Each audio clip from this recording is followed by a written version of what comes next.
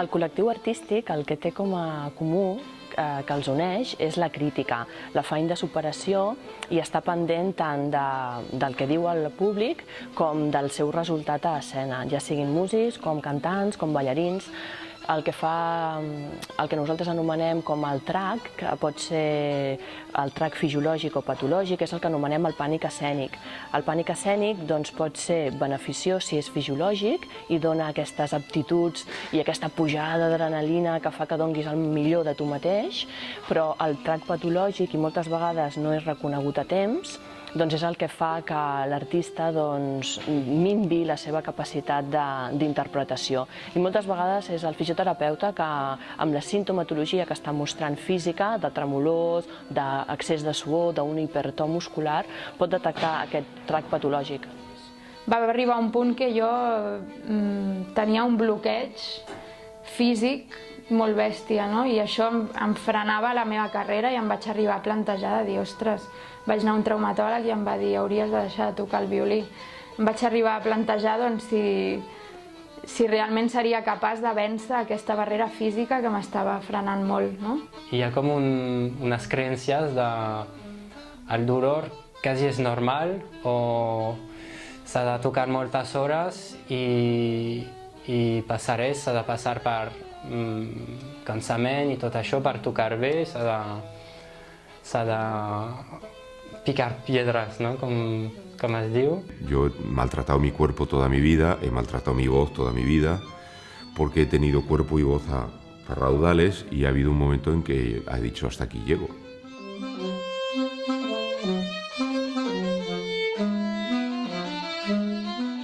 El que fem és reconèixer quin tipus de consciència corporal tenen, quines metodologies de treball han utilitzat dins dels seus estudis artístics per modificar-ho una miqueta segons les seves característiques individualitzades i millorar-ho trobant una tècnica específica que els ajudi. I el que em va canviar més potser va ser el fet de canviar la posició a l'hora de tocar, que vaig fer un bon treball corporal d'aprendre quina era la manera més eficaç d'agafar el violí sense fer-me mal. Doncs al principi era la meva meta, el dolor, i després vaig veure que també podria millorar molt el rendiment que tenia amb l'instrument i també sense l'instrument. Doncs vaig fer algunes sessions, vaig canviar una mica la meva manera de tocar, vaig començar a fer també estiraments, em va anar molt bé per els dos temes, el tema dels dolors musculars, de la tensió, i també el tema del rendiment, de com tocar millor, sense cansar-me i tot això.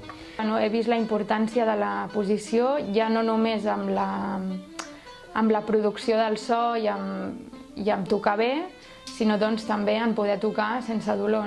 L'artista n'obté molts beneficis, que són el de prevenir lesions, el de millorar la seva posada en escena, el de saber, conèixer quines són els seus factors de risc individualitzats i en col·lectiu i dintre de l'escenografia, i sobretot el que obté un benefici és en la seguretat a l'hora de treballar amb el seu cos i sortir a escena. Yo creo que es un trabajo imprescindible que hay que hacer ya y que yo creo que debería entrarnos a todos en la cabeza, que tenemos que empezar a tener una buena relación de paz y sosiego y entendimiento con nuestro cuerpo, y que muchas veces después de los años empezamos a acumular tensiones que no sabemos dónde están, deformaciones y en algunas ocasiones hasta enfermedades que nos traen malas consecuencias. Traiem més rendiment amb el fisio. A banda d'això, les lesions no s'han de produir, no haurien d'haver lesions. I la consciència del nostre cos, no tot és esforç per esforç. Clar, l'amor a la teva professió no té res a veure que sentis dolor. I això, amb l'educació en general, és una cosa que està canviant bastant. No és a força de repetició, repetició, repetició i surti com surti, que ha de sortir, no.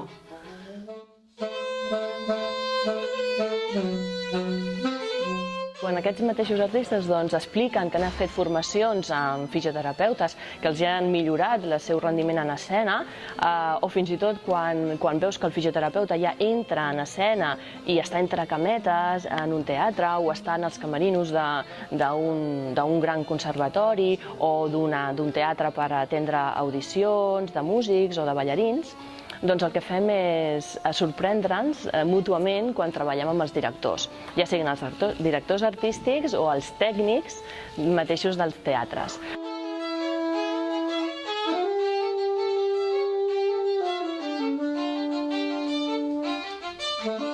El que sí estaria bé, jo penso, que s'instaurés quasi de manera obligatòria, per exemple, tal com fan els jugadors de futbol, que tenen el seu fisio i se'n van de viatge amb el fisio i forma part de l'equip. Clar, nosaltres ho fem, però d'una manera més privada i més des de la nostra iniciativa. No es el primer profesional que oigo decir que su cuerpo ya después de 2 horas o 3 horas no anda, que su voz después de 3 o 4 horas hablando ya no puede seguir hablando y que se queda mudo el resto del día. Y eso tiene que ver con la relación que tenemos con nuestro aparato, con nuestro cuerpo y con nuestra voz fundamentalmente.